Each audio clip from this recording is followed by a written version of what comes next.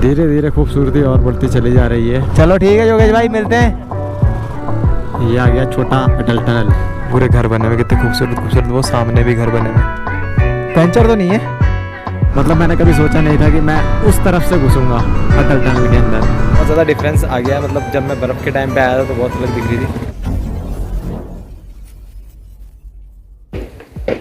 तो भाई जिस्पा में रुक कर के नाश्ता वाश्ता कर लिया, पराठे खा लिए, चाय पी ली और बस।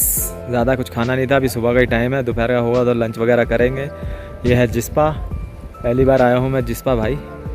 और वो पीछे खड़ी है बाइक सारी की सारी, और पीछे मौसम बढ़िया है, आगे का भी बढ़िया है और व्यू काफ़ी अच्छा है। यहाँ से व्यू दिखाता हूँ मैं आपको।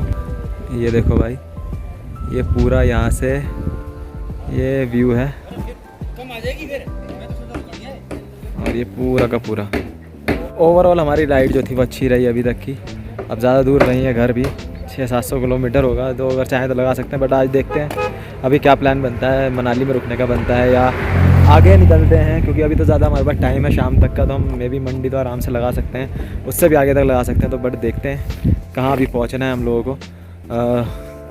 बाकी ये रही बाइक, बहुत साथ दिया भाई इस बाइक ने। मतलब अभी तक कुछ नहीं, चैन वैन थोड़ी सी लूज़ हो रही है, तो मनाली में मैं सोच रहा हूँ कि थोड़ी इसकी चैन वैन टाइट करा करके और हवा डलवा के और पेट्रोल डलवा करके फिर आगे की तरफ ही बढ़ा जाए। थोड़ी देर रुका जाए मनाली में और उसके बाद फिर दोबारा चल देंगे। देखते हैं अभी टाइम कितना लगता है। तो बस अब नाश्ता हो गया, अब निकलने वाले हैं यहाँ से हम लोग। तो चलते हैं भाई, अपनी राइड कंप्लीट होने वाली है। ज़्यादा से ज़्यादा 1-2 दिन और बचे हैं बस, फिर मिलते हैं आपसे। तो चलो भाई चलते हैं और बाइक पे मिलते हैं आपसे दोबारा। तो भाई जिस्पा से निकल लिए हैं हम मनाली की तरफ। ज़्यादा नहीं है, 93 किलोमीटर के अराउंड दिखा रहा है। 11:57 हो रहे हैं, 12 बज गए हैं। तो ज़्यादा से ज़्यादा जो टाइम लगना चाहिए मेरे हिसाब से 2 घंटे का लगना चाहिए, क्योंकि अगर रोड इस हिसाब के बने हुए हैं तब तो कोई दिक्कत नहीं होने वाली है। बस एक टांडी में रुकना है मेरे को पेट्रोल डलवाने के लिए, और मेरे को मनाली में रुकना है एक अपना जो है बाइक की चैन ठीक कराने के लिए। बाकी सब ठीक है। मेरी गाड़ी बबल भी हो रही है क्या दोबारा? नहीं, हवा कम हो गई, शायद हवा डलवानी पड़ेगी। हवा यार इतनी कम हो गई,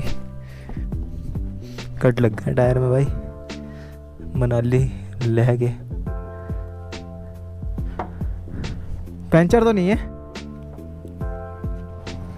चलो भाई, हो सकता है हवा निकल गई हो पत्थर लगने की वजह से। अब देखते हैं आगे, पता नहीं भाई क्या हो गया है। हवा निकल रही है इसकी। अब पंचर था वो तो हमने लगा लिया था कारों से निकलते टाइम। अभी समझ नहीं आ रहा है कि क्या दिक्कत है, दिवाना पड़ेगी भाई। मुझे लग रहा है पंचर हो गया दोबारा, कोई छोटा मोटा हल्का फुल्का, जो फिर दोबारा इसको परेशान कर रहा है। क्योंकि मेरी गाड़ी बबल मारने लग गई थी, तब मुझे पता लगा कि हाँ फिर दोबारा हवा कम हो गई है। 20 बची थी बस खाली।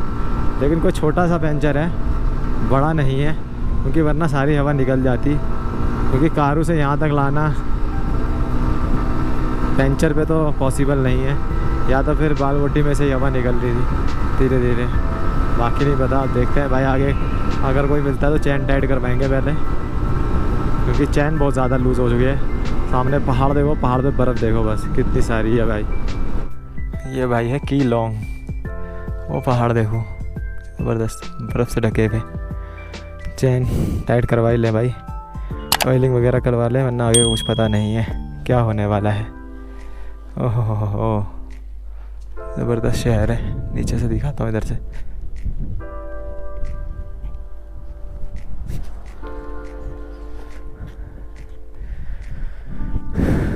ये देखो, ये पूरे घर बने हुए, कितने खूबसूरत खूबसूरत। वो सामने भी घर बने हुए, कितने खूबसूरत खूबसूरत घर हैं भाई। और वो पहाड़ पे देखो बर्फ़ सामने, इनके मज़े हैं भाई इनके तो। लेकिन यहाँ रहना भी आसान नहीं है। तो भाई चैन हो गई है टाइट।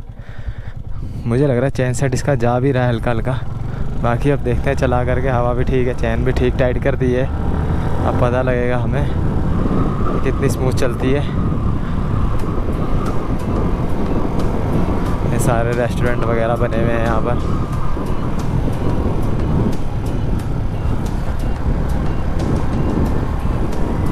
काफ़ी बड़ा शहर लग रहा है ये तो।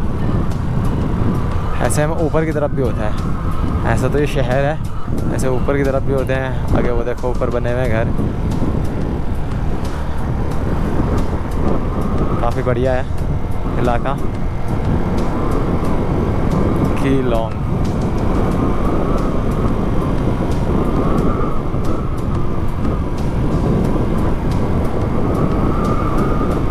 ऑलमोस्ट बंदों को बाइक ठीक करानी पड़ती है अगर आप लेह की साइड से आ रहे हैं, क्योंकि भाई पीछे की तरफ जो रोड है बहुत ख़राब है, कुछ ना कुछ कमी पेशी हो ही जा रही है बाइकों में।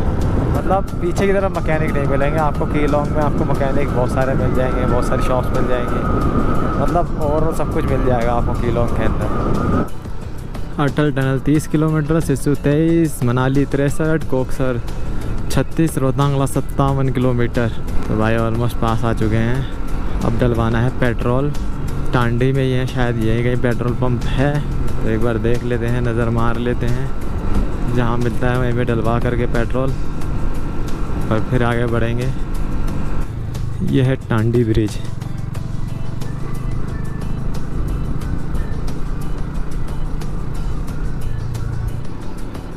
तो भाई ये रहा पेट्रोल पंप टांडी का, जो कि करीब मुझे 300 किलोमीटर के बाद मिला है।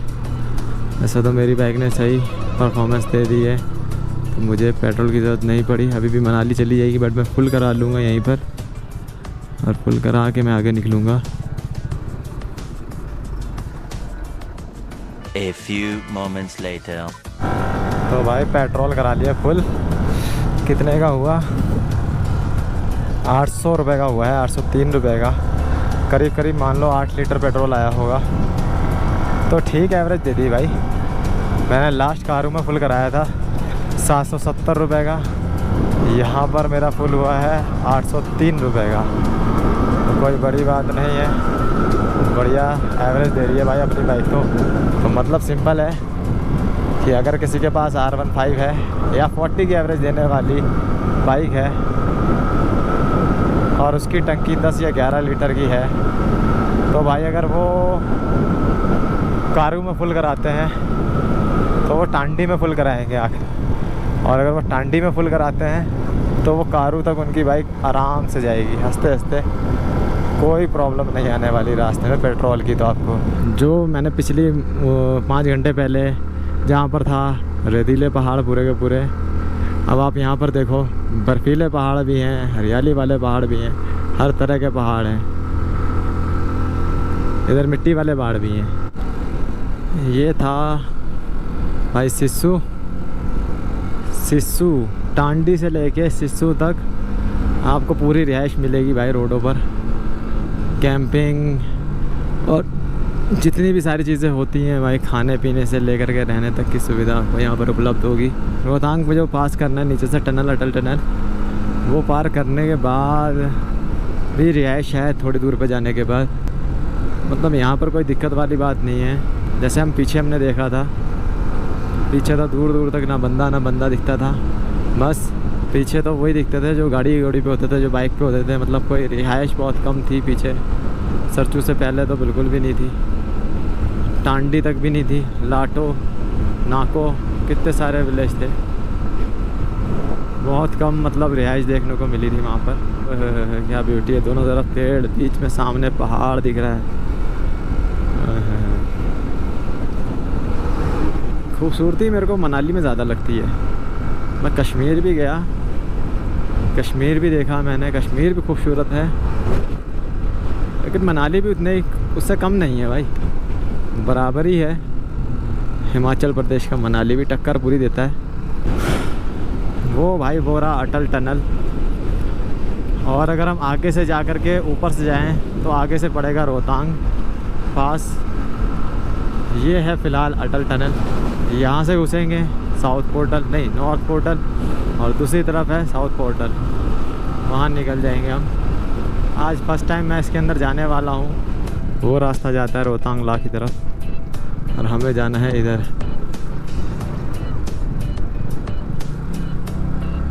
Project Deepak welcome you to Chandra bridge.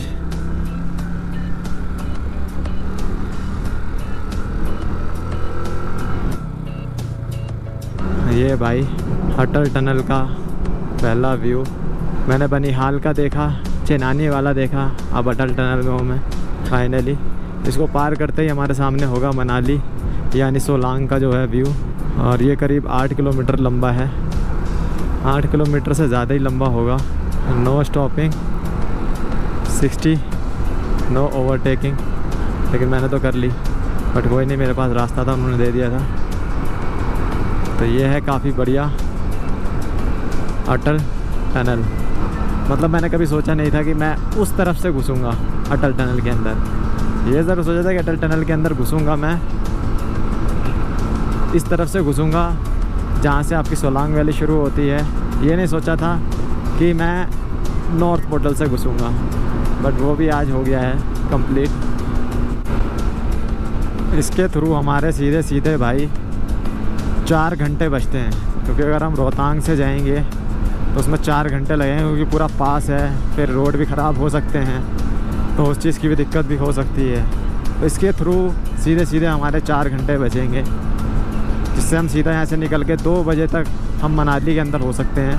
तो इससे बहुत ज़्यादा बेनिफिट मिला है लोगों को, ख़ास तौर पे उनको जो रोज़मर्रा का सामान, सब्जियां वगैरह जब यहाँ से जाती थी, जब रोहतांग टनल रोहतांग पास बंद हो जाता था बर्फ़ की वजह से, तो उस टाइम पे सर्दियों में काम आता है बहुत ज़्यादा लोगों के, जो कनेक्टिविटी बनाता है सिस्सू, टांडे, कीलोंग और इन सब की मनाली के साथ और अदर हिस्सों के साथ।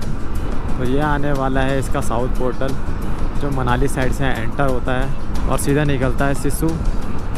ये हम आ गए इसके व्यू पॉइंट पे। ये अलग ही मौसम है यहाँ का, उस तरफ अलग था, इस तरफ अलग मौसम है। तो भाई अटल टनल हो गया अपना क्रॉस, और यहाँ पर देखो मनाली की खूबसूरती। अभी फ़िलहाल हम मनाली नहीं पहुँचे हैं, अभी पहले सोलांग वैली आएगा, फिर नीचे उतरेंगे धीरे धीरे, फिर जा कर के मनाली आएगा। बट ये है सारी मनाली की खोज। कन्याकुमारी से कश्मीर तक भारत एक है। मतलब कुछ नहीं तो भाई 10-12 मिनट लगे होंगे अटल टनल पार करने में, और पार करते ही सीधा ठुंडी। मतलब 4 घंटे का रास्ता बच गया, जिसमें हमें 6 बज जाते। तो 6 बजने से बढ़िया है हमने सीधा अंडर पास निकाल करके टक टक टक बाहर सीधा। Solang valley 10 kilometre, Manali 24, Kullu 63, Bhuntar airport 74, Mandi 133। Mandi तक आराम से लग सकती है हमारी बाइक, ज़्यादा दूर नहीं है। 133 किलोमीटर है और 2 बज गए हैं, तो हम शाम तक आराम से लगा सकते हैं मंडी या उससे आगे तक भी। तो देखते हैं अभी कहाँ तक लगती है। बादल तो घना हुआ पड़ा है यहाँ पर। ये आ गया छोटा अटल टनल, वो बड़ा अटल टनल, ये छोटा अटल टनल। ये बेसिकली कब काम आता है, जब बर्फ़बारी बहुत ज़्यादा हो जाती है तो ये सब बंद होता है। तो ये उस टाइम पे काम आता है, क्योंकि इस एरिया पे ज़्यादा बर्फ़ गिरती होगी ऊपर से, इसलिए सब बर्फ़ पिघल गई भाई। अभी जब फरवरी में आया था मैं, कितनी ज़्यादा बर्फ़ थी यहाँ पर, और अब बर्फ़ ही नहीं है बिल्कुल भी, सब क्लियर हुई पड़ी है बिल्कुल ही। सोलांग वैली ऊपर तो पहचान ही नहीं गई भाई मेरे से। तो भाई फाइनली सोलांग वैली, ये पालचन का ब्रिज, बहुत ज़्यादा डिफरेंस आ गया है। मतलब जब मैं बर्फ़ के टाइम पे आया था तो बहुत अलग दिख रही थी, अब वैसी नहीं दिख रही है, बिल्कुल डिफरेंस आ चुका है। पहले जब मैं आया था तो उसमें पूरे बर्फ़ ही बर्फ़ पड़ी हुई थी पीछे, अब बर्फ़ नहीं है, किसी भी पहाड़ के पीछे बर्फ़ नहीं है।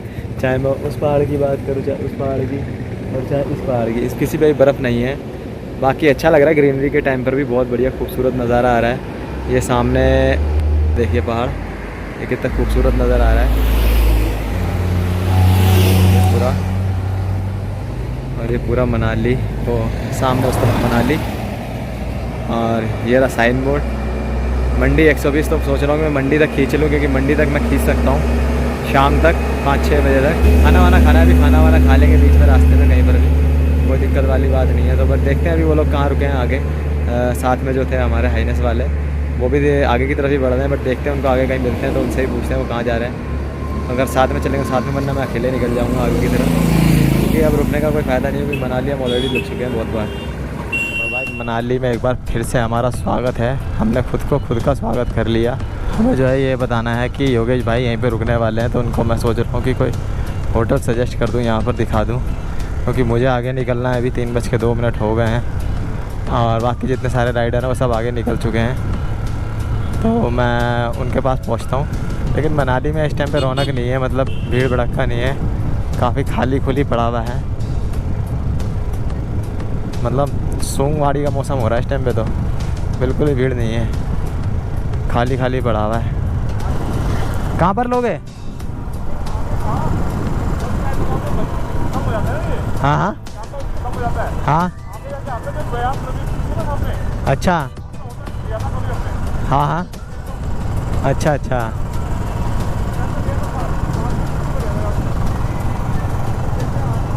हाँ आगे ये उतर रहा है रोड यहाँ से। क्या?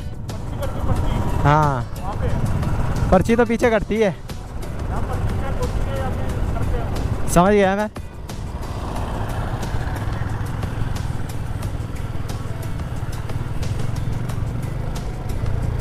ये सारा प्राइवेट बस अड्डा है मनाली का। अब तो काफ़ी रिहाइश हो गई, खाने पीने की दुकानें खुल गई हैं, पहले कुछ भी नहीं था यहाँ पर।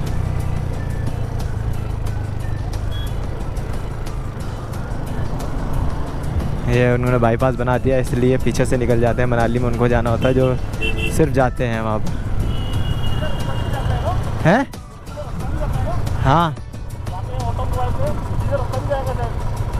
रास्ता तो यही है एक, ये सारा वो जा रहा है जहाँ से अभी हम आए हैं ना, ऊपर चढ़ गए थे हम। हाँ हाँ वही है, हाँ वही है, ये बाईपास है। हाँ ये रहा होटल, नहीं नहीं ले लो। चलो ठीक है योगेश भाई, मिलते हैं। मैं दिल्ली में आके फ़ोन कर देना मेरे को, बिल्कुल आऊँगा मैं, ठीक है, ओके भाई। तो